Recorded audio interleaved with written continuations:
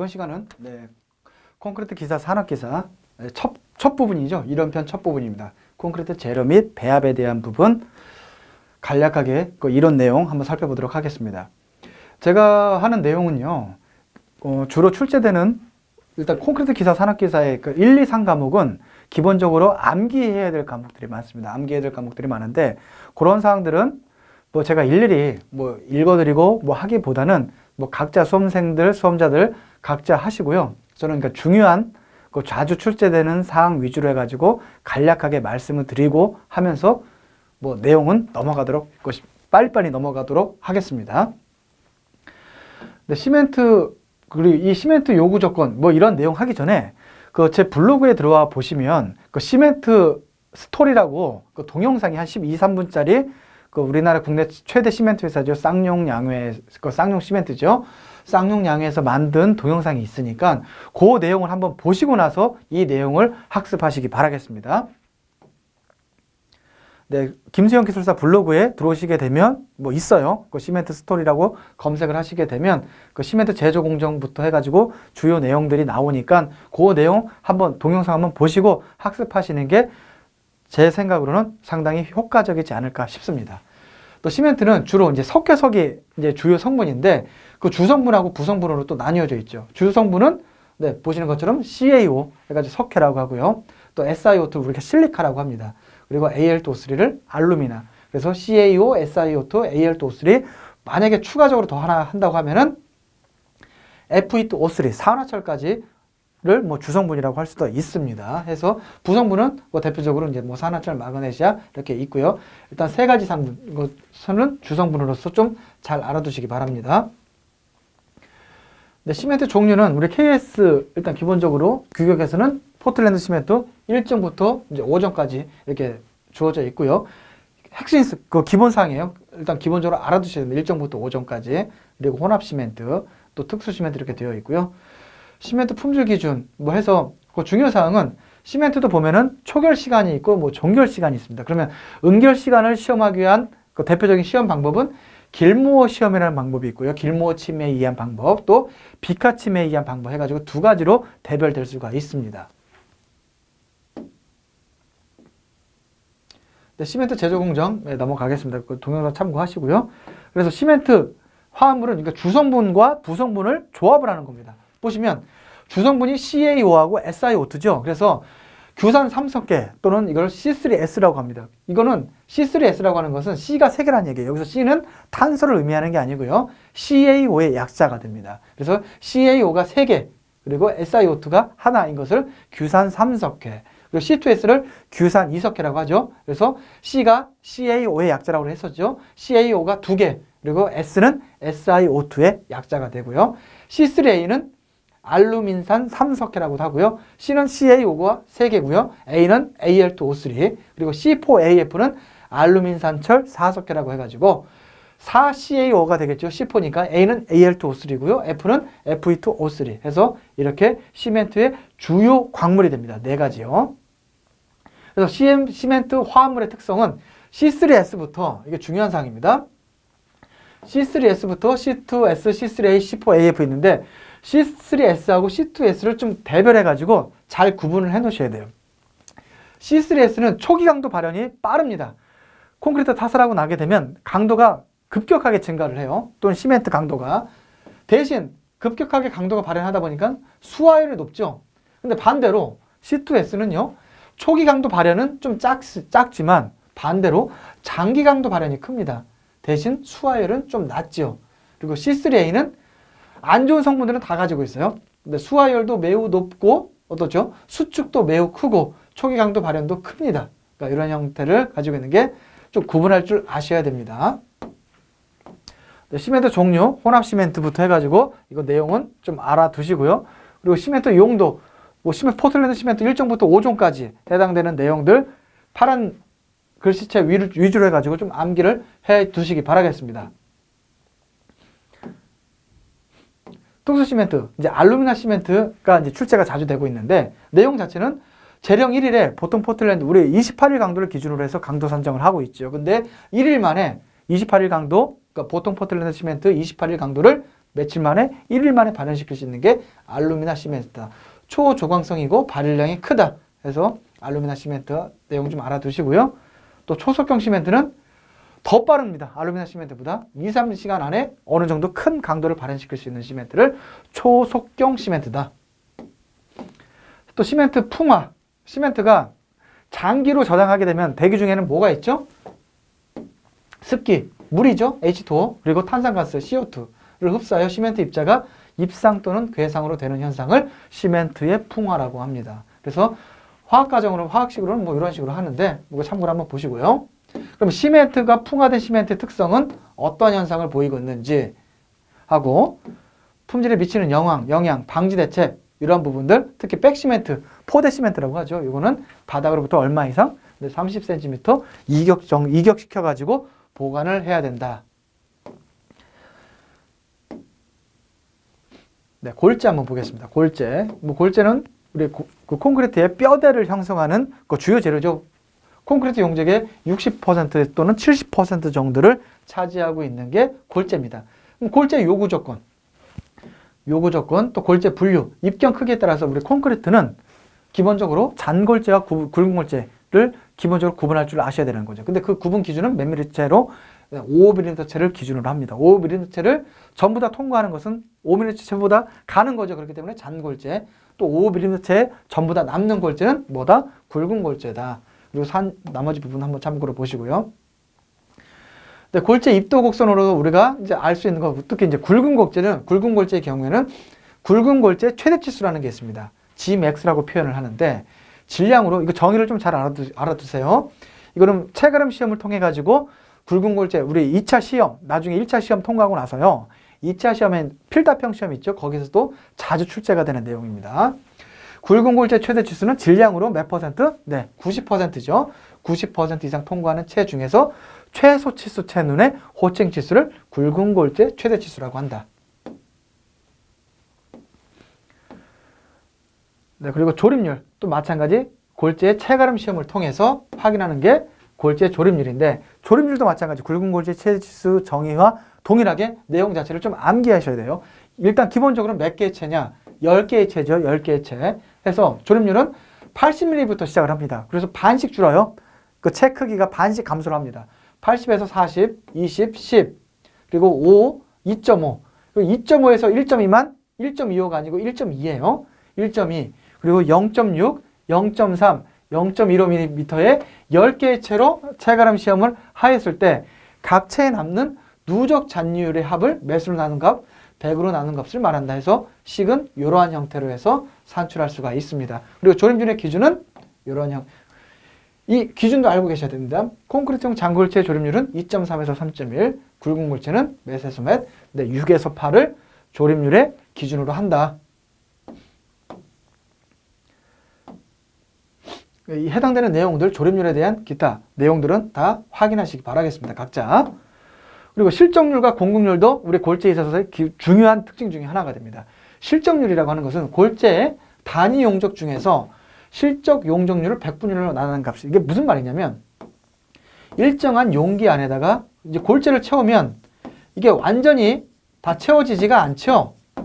뭐 이런 형태로 해가지고 이게 이 용기 자체가 예를 들어서 1루베라고 하겠, 1세제곱미터라고 하겠습니다. 그러면 이 내부에 채워도 항상 보면 이러한 형태로 공극이 있죠. 근데 이것을 예를 들어서 이 골재를 다 녹인다고 하겠습니다. 녹이면은 어느 정도는 공극만큼 이게 주저앉게 되죠. 그렇죠? 그래서 이 공극까지 다 배제된 실제 골재가 차지하는 용적을 뭐라고 한다? 이것을 실적률이라고 한다. 그러면 이 반대로 이 남는 부분은 뭐다? 이것을 공극률이라고 한다. 그래서 항상 실적률 더하기 공극률은 몇 퍼센트다? 100%다. 그렇죠? 그래서 실적률은 100마이너스 공극률이 되겠죠. 이런 식도 할 수가 있고요. 또 시험을 통해서 그러면 실적률은 어떻게 구하느냐? 요 식이 또 중요합니다. 단위 용적 질량을 그 골재의 절검 밀도 값으로 나눈 값에다가 곱하기 뭘 곱한다? 100을 곱하게 되면 이것이 뭐다? 실적률이다. 네, 나머지 골재 실적률과 공격률에 대한 특성 확인해 보시고요. 네, 골재 포함된 유해 물질의 종류, 뭐 점토 덩어리부터 해당되는 내용들 좀 확인하시고요. 또 골재 유해 물질의 콘크리트 품질에 미치는 영향. 점토 덩어리는 일단 기본적으로 철근과 콘크리트와의 뭐 부착 강도를 저하를 시킨다. 또 배합수가 과다 소요가 된다. 또 0.08mm도 마찬가지 배합수가 과다로 들어가게 된다. 그래서 균열 발생 확률이 높아진다. 또 염화물은 철근 부식 또는 철근이 녹을 수 있는 영향을 주게 된다라는 부분. 네. 그리고 장골재 물리적 성질에서 좀 암기해야 될 사항들이 또 몇 가지 있어요. 근데 점토 덩어리는 장골재는 1.0% 이하. 그리고 염화물은 NaCl 환산량으로 할 때는 0.04%.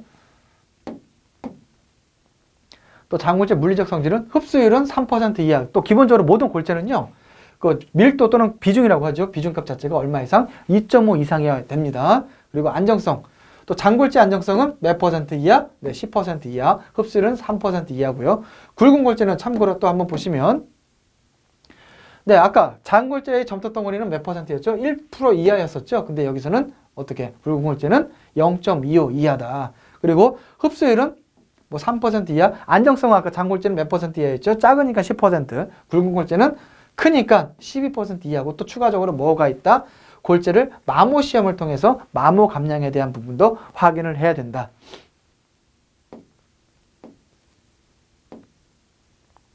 네, 이제 다음 골재 함수 상태 한번 보겠습니다. 골재는요.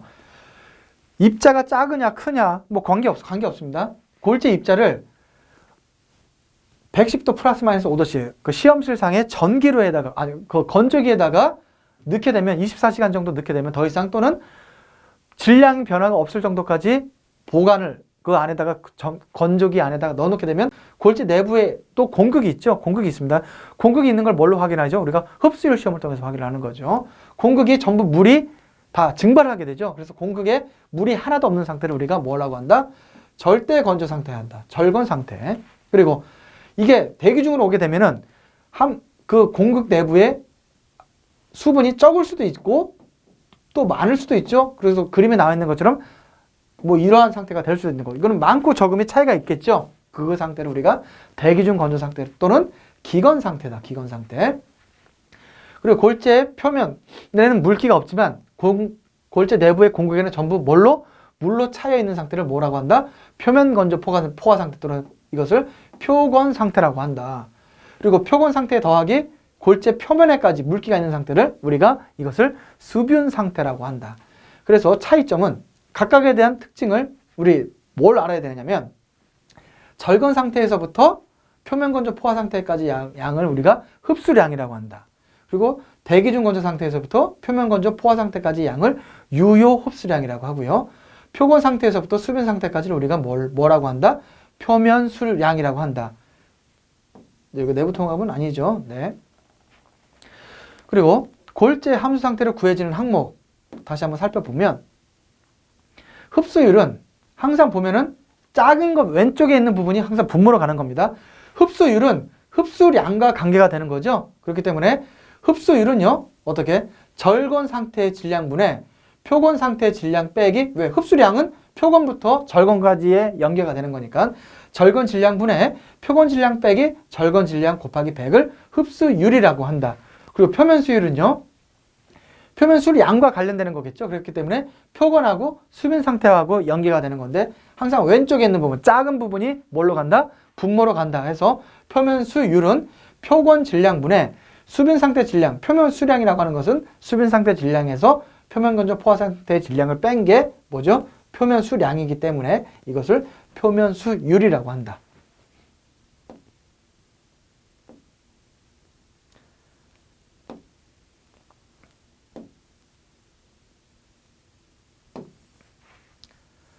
네, 혼화 재료. 네, 혼화 재료는요. 우리 혼화 재료는 크게 혼화 자이, 미네랄 어드 믹스처하고 혼화 저이, 케미칼 어드 믹스처로 구분이 되죠. 그래서 사용량이 5% 이상이고 배합 설계에 이 혼화제 사용량이 용적으로 계산이 되는 것을 혼화 자이라고 하고요. 사용량이 5% 미만으로서 통상은 1에서 2% 정도 비율로 사용이 되면서 배합 설계 용적으로서 계산이 되지 않는 우리 재료를 크게 혼화 저이, 즉 케미칼 어드 믹스처라고 합니다. 그래서 사용 목적에 따라서는요. 일단 기본은 양쪽 다 혼화 자이, 혼화 저이는 성능 개선을 위해서 사용을 합니다. 그래서 호나자이는 다시 포졸란 재료하고 잠재 수경성 재료로 우리가 분류를 할 수가 있어요. 그럼 포졸란 재료는요, 플라이애쉬하고 실리카, 흉이 가장 대표적인 재료가 되겠고요. 잠재 수경성 재료는 슬래그, 고로슬래그, 미분말이 가장 대표적인 콘크리트용 호나자이가 되겠습니다.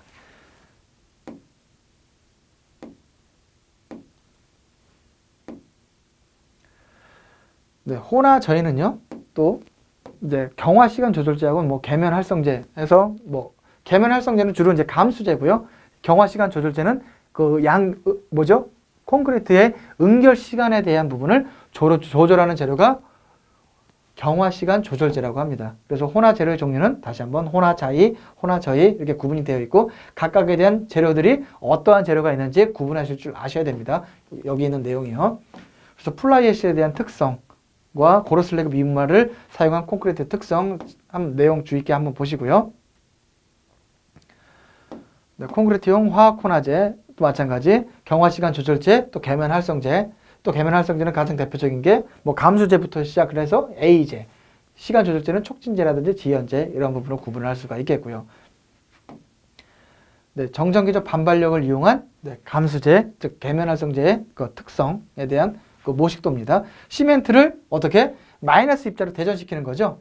그러면 물은 플러스 전극하고 마이너스 전극으로 있죠. 항상 하게 되면 물은 시멘트가 마이너스 전하로 다 대전이 되어 있다 보니까 어떻게 시멘트하고 물을 접하는 부분은 플러스 쪽이 접하죠. 그럼 물하고 물은 서로 마이너스이기 때문에 정전기적 반발력이 생기는 거죠. 그래서 시멘트 응집도 방지를 해서 물의 양 자체를 배합해서 감소시키는 역할을 하는 게 감수제다라고 보시면 되겠습니다.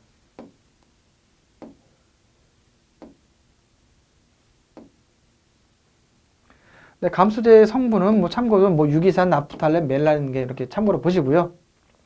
또 감수 효과를 더 늘린 것을 더 효과를 높인 것을 고성능 감수제라고 하는 거죠. 고성능 감수제. 네, 촉진제, 지연제 이런 부분 내용 한번 살펴보시고요. 방수제 그리고 이제 기포제하고 발포제는 일단 구분을 하실 줄 알아야 돼요. 기포를 도합해 주로 콘크리트 중량을 가볍게 하기 위한 게 기포제고 발포제는 알루미늄 분말 또는 아연 등을 혼합해서 수소가스를 발생시켜 기포를 생기게 하는 재료를 발포제라고 한다. 그 차이점은 있죠. 발포제하고 기포제 구분하실 줄 아셔야 되겠고요. 네, 이런 내용 각각에 대한 사용에 따라서 특징들 한번 좀 잘 익혀두시기 바랍니다. 또 플라이시 품질 기준 참고로 넣어놓은 사항이고요. 고로슬래그 미분말도 참고로 넣어놓은 사항이고 종류는 슬래그 미분말은 1종, 2종, 3종 또 플라이시는 4종까지 구분이 되어 있다. 참고로 한번 보시기 바랍니다. 또 화학 혼화제에 대한 품질 성능 또 참고로 화학 혼화제는요 강도에 대한 비를 압축 강도의 비로 하는 부분이 있고 또 길이 변화비 또 경시 변화량이라 해가지고 시간에 따라서 슬럼프하고 공기량은 시간이 변함에 따라 점점 로스가 일어나죠. 이걸 경시 변화량이라고 합니다. 경시 변화량을 보는 항목은 고성능 A 감수제에 대해서는 경시 변화량까지 보도록 되어 있다라고 보시면 되겠습니다. 철근에 대한 부분은 정철근, 부철근 이렇게 되어 있는데 내용 한번 이거는 우리 콘크리트 구조 및 유지 관리에서 다시 한번 다루도록 하겠습니다. 정착 길이도 마찬가지고요. 그리고 참고 이제 피복 두께, 피복 두께도 구조 및 유지 관리에 나오는데 철근 콘크리트 구조체에서 철근을 보호할 목적으로 철근을 콘크리트로 감싼 두께를 말하면서 철근 표면과 콘크리트 표면의 최단 거리를 우리가 철근의 피복 두께라고 한다. 즉 철근의 중심 거리가 아니에요.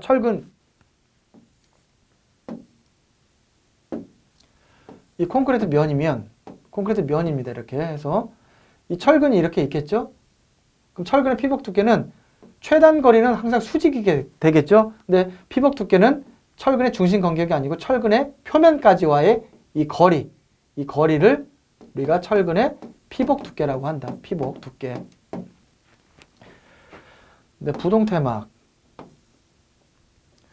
우리 철근은요. 철근 콘크리트 공학이 가장 기본 성립하기 위한 조건은 철근 콘크리트는 어떻게 되어 있죠? 폐하가 즉 고알칼리죠. 고알칼리로 되어 있기 때문에 철근 철근 자체가 부식을 방지하는 역할을 하고 있습니다. 그게 한번 볼게요. 부식할 가능성을 가진 금속이 그 활성을 잃고 부식하기 어려운 성질을 가진 상태로서 부동태막이라고 하는 게 메설달 철근에 이러한 성질의 막이 형성되는데 이를 부동태막이라고 한다. 근데 부동태막은 고알칼리 조건, 즉 pH가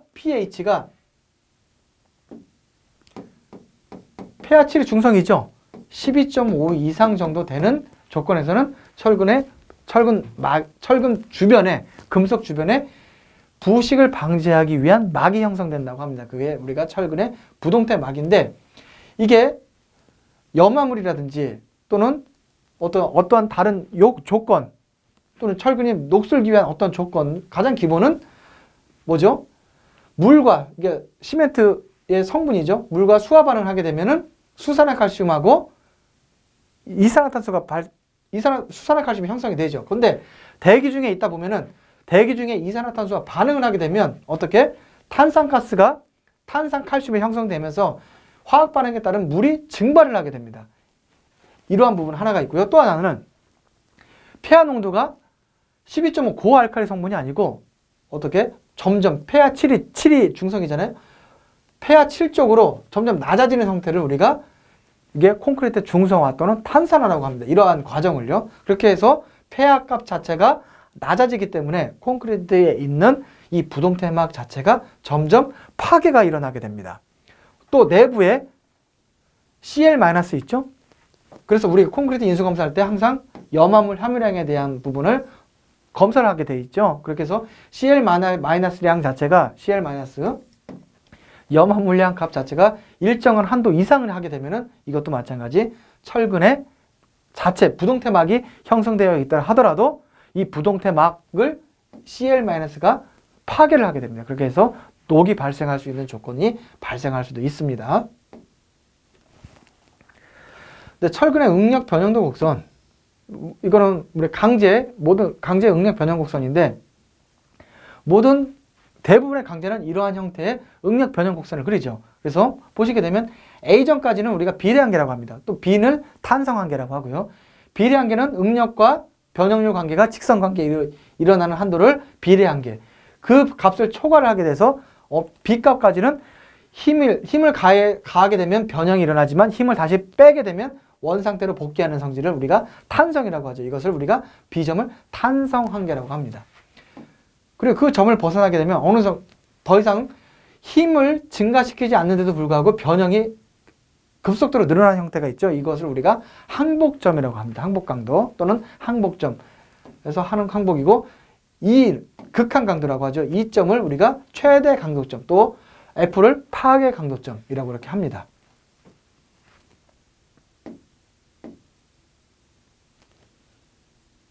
네, 녹 발생 원인 또는 방식, 방법 이런 부분들은 참고로 한번 보시고요.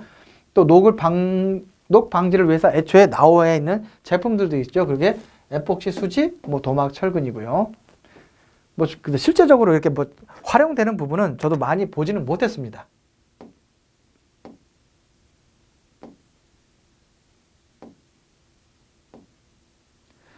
네, 예상 문제 이 부분에 있어서는 주로 이거 본문에 있는 내용들 좀 암기하시고 하시게 되면은 큰 어려움 없이 해결이 될 수가 있습니다. 제가 보는 부분은 좀 계산 문제 위주로 해가지고 좀 한번 보도록 하겠습니다. 여기 있는 내용들은 대부분 조립률 이거 환산해가지고 6.0인 조립률하고 3.0인 해가지고 그 무게비가 좀 틀리죠. 그래서 식에 따라서 이거는 가중평균 값을 좀 적용을 해줘야 된다라는 부분이고요. 마이크로필로 나오게 되면 이것은 실리카 흉에 대한 부분 참고를 하시기 바랍니다.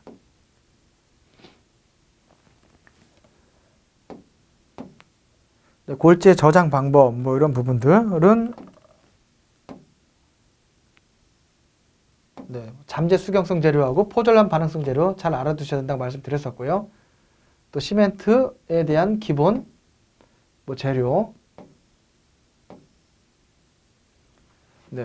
호나자이와 호나저이 구분하는 문제죠. 그렇게 다들 평이한 문제들 위주로 나오고 있습니다. 시멘트 종류에 해당되지 않는 거 1정부터 5정에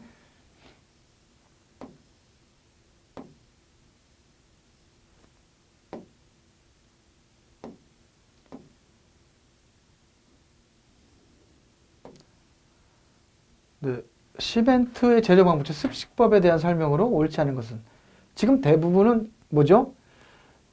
일단 열량손 25번 한번 볼게요. 25번. 뭐 열량 손실이 많다. 네, 그리고 원료를 미분말화하기가 쉽다. 또 먼지가 작게 난다. 그리고 원료 분쇄기에 물을 약 10% 정도 가한 후 분쇄한다. 뭐 이런 부분. 시멘트 제조 방법 중 습식법인데 건식법이, 습식법이 있다고 하면 뭐 당연히 건식법도 있겠죠. 그래서 습식 방법의 특징은 열량 손실이 많고 뭐 원료를 미분말하기 쉽다. 먼지가 적게 난다. 그러니까 이 문제는 자주 출제되는 문제는 아니지만 이게 본인이 항상 시험 문제의 기본은 뭐죠? 핵심 문제하고 그 기출 문제를 보시면서 자주 출제되는 문제들이 있죠. 그러한 문제 위주로는 뭐 별표를 쳐 놓으시든지 해서 중점적으로 확인하시기 바랍니다. 이 문제는 뭐 자주 출제되는 부분이 아니어서 제가 잠깐 한번 본 겁니다.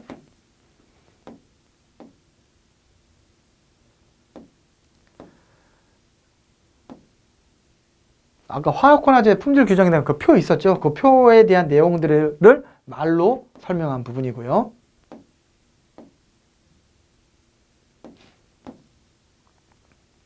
네, 시멘트 분말도. 그 분말도는 우리가 블레인 값이라고 하죠. 단위 자체가 어떻게 되죠? 1g당 비표 면적의 합계입니다. 그래서 입자가 가늘면 가늘수록 뭐죠? 분말도 값 자체는 커지게 되는 거죠.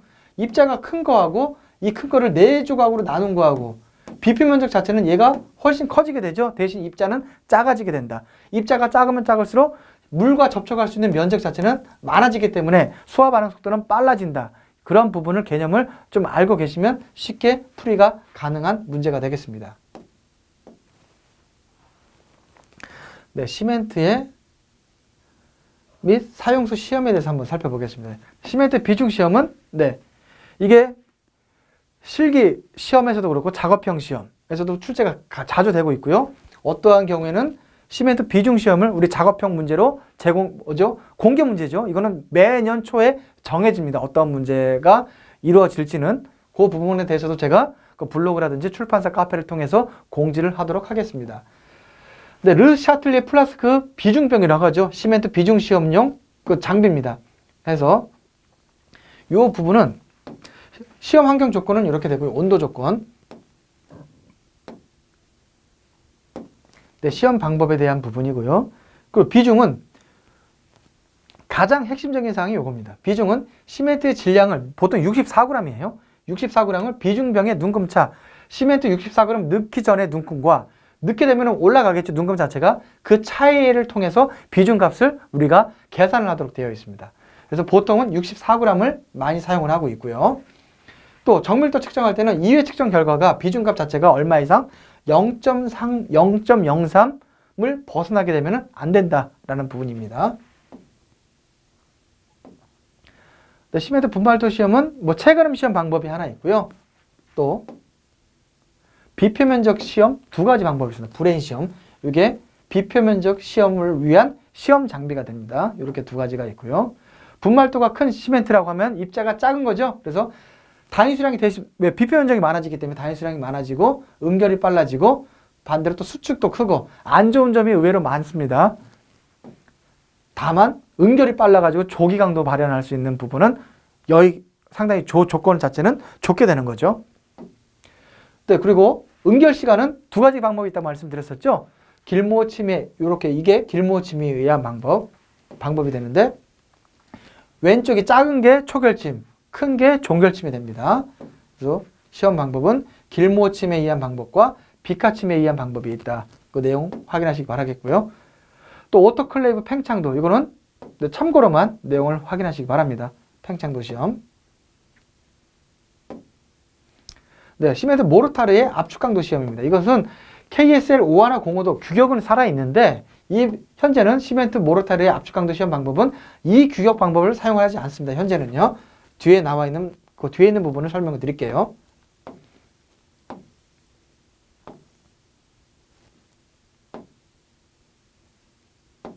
예전에는 규격 변경 전에는 이 문제가 굉장히 많이 출제가 되었습니다. 많이 출제가 물시멘트 비도 48.5%인데 지금은 50%입니다. 지금 옛날 규격이고요. 그 지금에 대한 내용으로 해서 말씀드릴게요. 또 뭐 다지는 것도 교차를 해가지고 다지게 되어 있었고 그 내용 자체는 뭐 옛날 기준 실제로 아직까지도 이런 큐빅 몰드라고 하죠. 이 방법이 현장에서 아직까지 좀 사용은 되고 있는데 그래서 참고로 넣어놓은 사항이고요. 네, 여기 나와 있죠. 네, 규격 개정된 시멘트 강도 시험 방법입니다. KSL ISO 679 해가지고 2006년부터 적용이 되고 있습니다. 그래서 이 규격값 자체가 변경이 되다 보니까 시멘트에 대한 그 3일, 7일, 28일에 대한 기준값 자체가 변경이 되었습니다. 이런 식으로 해가지고. 그리고 예전에는 그 시멘트 강도 시험을 하기 위해서는 모래 자체를 주문지 표준사를 썼는데 지금은 ISO 표준사를 쓰게 되어 있습니다. ISO 표준사를 쓰고요. 아까 물시멘트 비는 48.5%였죠. 그리고 시멘트 대 모래 비는 1대 2.45인데 지금은 1대 3대 어떻게? 물시멘트 비는 0.5 완전히 바뀌어졌죠. 요 사항 좀 잘 알아두시기 바랍니다. 그리고 시험 장비 자체도 예전에는 손다짐을 통해 가지고 1, 2, 3, 4, 5, 6, 7, 8 아까 교대로 한다고 하는 부분이 있었죠. 사람에 따라서 숙련도에 따라서 이 결과값 자체가 많이 틀려지기 때문에 이것을 기계 다짐으로 변경이 되었습니다. 네, ISO 표준사와 주민진 표준사 그거 참고로 보여드리는 거고요. 네, 양색 수지의 또 온도 환경 조건 범위도 예전에는 23 플러스 마이너스 2도씨였던 게 지금은 20 플러스 마이너스 1도씨로 되어 있고요. 몰드 자체도 예전은 그 주사위 형태 5 곱하기 5 곱하기 5cm짜리 몰드가 공시체를 사용을 했는데 지금은 40 곱하기 40 곱하기 직사각형 형태죠. 그래서 몰드 값 자체도 많이 틀린다.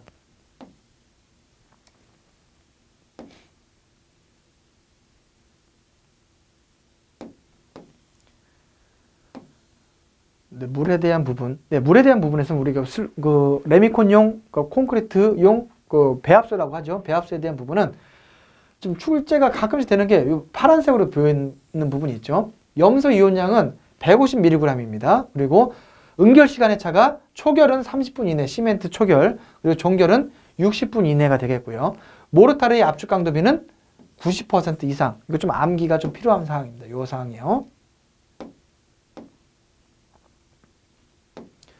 예, 다음 골재 시험은 체가름 시험을 통해서 알 수 있는 게 우리가 입도, 또 굵은 골재의 경우는 굵은 골재 최대 치수 이런 부분까지 우리가 알 수 있는 사항이 있고요. 또 장골재 시료의 최소 건조 질량은 참고로 1.2 한번 보시고 입자 크기에 따라서 조금씩 차이가 있죠. 네, 장골재 시험에 대한 부분 밀도 시험용 플라스크가 있고 요거는 왜 필요한 거죠? 네, 장골재의 표면 건조 포화 상태, 즉 표건 상태를 확인하기 위한 장치가 원뿔형 또는 원추형 몰드라고 합니다. 네, 요 공식, 잔골재의 밀도 값을 확인하기 위한 공식 값이죠. B 플러스 M-C분의 A 곱하기 물의 밀도 값, 그리고 B 플러스 M은 표면 건조 포화 상태의 시료 질량이죠. B는 어떻게 되는 거죠? 플라스크와 물의 질량. 다시 그 부분을 설명을 안 드렸네요. 여기 나와 있죠. 건조 시료 실내 온도에서 질량을 측정한 게 시료 건조 상태에서 질량. 그리고 B는 뭐죠? 물을 플라스크에서 검정 용량까지 그러니까 물 더하기 플라스크의 질량이라고 하고요. C는 플라스크 더하기 물 더하기 시료의 질량이라고 합니다. 이 시료를 이 플라스크에 보시게 되면 이 검정선이라는 게 있어요. 이 부분에 항상 이렇게 표시가 되어 있습니다. 여기 지점까지 물만 채우거나 아니면은 물하고 시료하고 같이 채우거나 해가지고 질량을 측정하는 것이죠. 이게 밀도 시험용 플라스크라고 합니다. 그래서 이 값에 따라서 공식, 지금 파란색으로 전부 다 되어 있죠. 이건 전부 다 암기가 필요한 사항입니다. 또 마찬가지 굵은 골재는 시험 방법이 좀 틀려요. 그러니까 이런 형태의 시험이 들어갑니다. 그래서 공식 자체도 같은 골재라는 말이 들어가지만 잔골재 공식과 굵은 골재 공식이 틀립니다. 왜? 시험 방법 자체가 틀리기 때문에 그래요.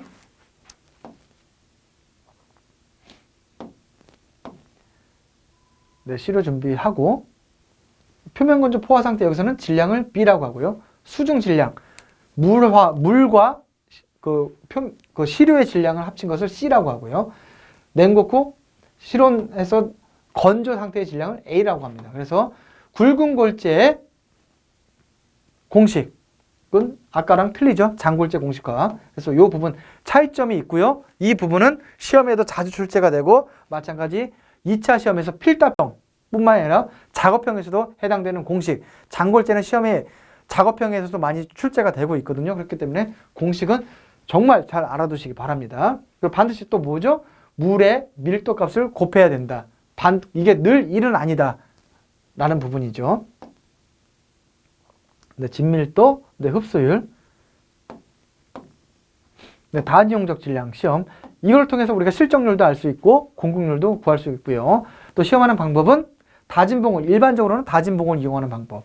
또 충격을, 골재 사이즈가 커지게 되면 충격을 이용하는 방법이 있고 또 하나는 삽을 이용하는 방법도 있다. 그래서 골재의 단위용적 질량은 G가 뭐예요? 용기를 포함한 시료의 질량이고 T는 용기, 즉 골재 시료의 질량을 뭘로? 용기의 부피로 나눈 값을 뭐라고 한다? 단위용적 질량이라고 한다. 그래서 공급률하고 실적률 계산하는 방법 잘 알아두셔야 된다고 말씀드렸었고요. 요게 이제 유기불순물 시험이죠. 유기불순물 시험이고 시약이 또 400g 이 용량이 이 용기가 그 유리 용기가 용량이 약 400ml 정도 됩니다. 하고 네, 식별용 표준색 용액이라는 게 있는데 이게 출제가 자주 됩니다. 시약에 대한 종류 수산화나트륨 용액 3%를 제조하고 그럼 이 3%는 어떻게 하느냐? 물과 물 97에 수산화나트륨이 3의 질량비로 해서 만들고요.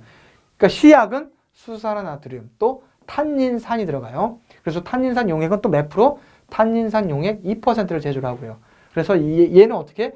10% 알코올 용액으로 2%의 탄닌산 용액을 제조하는데 그럼 또 시약은 수산화나트륨이 들어가야 되고 탄닌산도 있어야 되고요. 또 뭐가 있죠? 알코올도 있어야 되겠죠? 그래서 이렇게 해서 만든 게 식별용 표준색 용액이다. 결론은 표준색보다 연해야지 어떻게 유기불순물에 대해서 골재가 안정화된다라고 보시면 되겠습니다. 네, 0.08mm 통과량은 뭐 시험이 간단하고요. 내용은 공식 그냥 쉽게 보시면 되고 굵은 골재의 경우에는 또 뭐 로스앤젤레스 또는 LA 시험계에 의해서 마모 시험을 또 하도록 되어 있습니다. 마모 시험. 굵은 골재 마모 시험은 이렇게 생긴 장비를 주로 이용을 하게 되어 있고요. 시험 방법은 뭐 골재 사이즈라든지 그거 종류에 따라서 조금씩 차이가 나고 있고요. 계산식은 마찬가지 0.08mm 통과량 시험이나 비슷하고요. 또 여기서 주의할 부분은 항상 시험을 하고 나서 몇 밀리미터 체에 걸른다? 네, 채 1.7mm 체에다가 걸러가지고 M2 시험 후 시료의 질량을 계산하도록 되어 있다라고 하는 것이 좀 차이점이 있습니다. 네, 안정성 시험은 황산나트륨 결정합에 의한 파괴 작용에 의한 저항성을 기준으로 골재 안정성을 시험하는 방법입니다. 골재가 얼마나 안정하느냐. 뭐 내용 자체는 출제가 주로 많이 되는 부분은 손실 질량 100분위를 구하는 거하고 또 허용 범위가 어떻게 되느냐. 굵은 골재는 12% 이하, 잔 골재는 10% 이하라는 부분, 이 부분이 출제가 자주 되고 있습니다. 네, 기출 문제. 뭐 계산하는 문제들이 좀 나와 있죠. 뭐 흡수율, 표면 수율 이 부분은 골재 함수 상태 내용 잘 확인하시면 되겠고요. 네, 시메드 비중은 눈금차를 몇 g으로? 보통은 64g이라고 하죠. 이거 출제가 잘 됩니다. 내용하고. 뭐 강렬 감량에 대해서는 참고로 그냥 보시고요. 네, 마모율은 1.7mm에다가 거른다고 얘기했었죠. 네, 밀도 및 흡수율 시험. 알칼리 네, 이 부분은 골재 반응은요, 알칼리 실리카 반응, 알칼리 실리키트 반응, 또 알칼리 탄산염 반응, 이렇게 방법이 있는데, 검토하기 위한 적합한 시험은 어느 것인가? 또 이제 알카리 골재 반응은 이게 모르타르 방법하고 또 화학적 방법이 있습니다. 두 가지 방법이 있고요. 그래서 내용 자체는 이 내용은 콘크리트 구조 및 또 유지 관리도 같이 나옵니다. 병행해서 같이 보셔야 될 사항입니다. 또 굳지 않은 콘크리트 성질을 알아보기 위한 시험 방법이 아닌 것은 슈미트 함머는 뭐죠? 우리가 굳은 콘크리트에 있어서의 압축 강도를 추정하기 위한 방법 중에 하나죠. 그래서 이게 내용이 차이가 있는 거고요.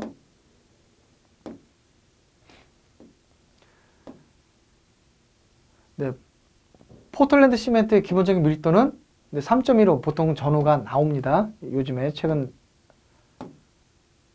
표면 건조 포화 상태의 질량, 표면 수량 이 부분은 골재 함수 상태 좀 확실하게 알아두시면 그림을 그려보시면서 하셔도 뭐 쉽게 이해를 하실 수 있을 거고요.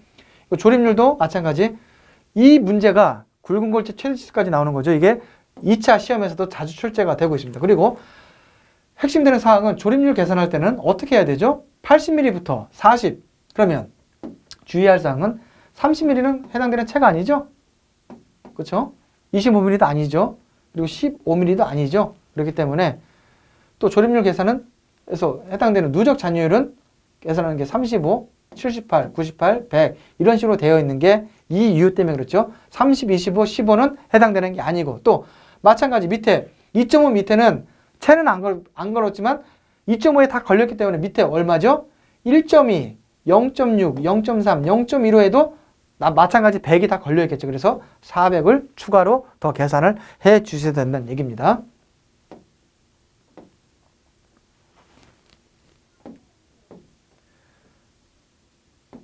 네, 요 내용. 근데 요것도 그냥 가중평균 해주시면 되는 거예요. 가중평균 값 자체를 이용해 주시면 되고요.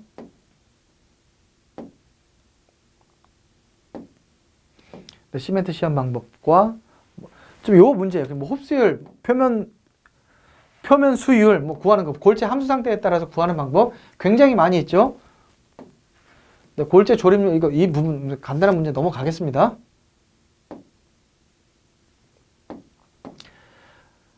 네, 이것도 표건 밀도 구하는 법. 이것 마찬가지. 지금 장골재 밀도, 굵은골재 밀도가 차이가 있다고 말씀드렸었고요. 네, 배합수에 대한 부분까지도 한번 내용이 읽어보시면은 뭐 그렇게 어려운 내용들은 없으니까 한번 잘 반복해서 한번 보시게 되면 몇 번 지금 내용 문제 중에 하나는 지금 4과목에 있는 구조 및 유지 관리에 있는 문제하고도 좀 복합적으로 되어 있는 부분이 조금 출제가 되어 있기 때문에 어려울 수 있는데 한번 내용을 한번 다 보시게 되면 두 번째 보실 때는 뭐 그렇게 어려운 부분은 없다고 보여집니다.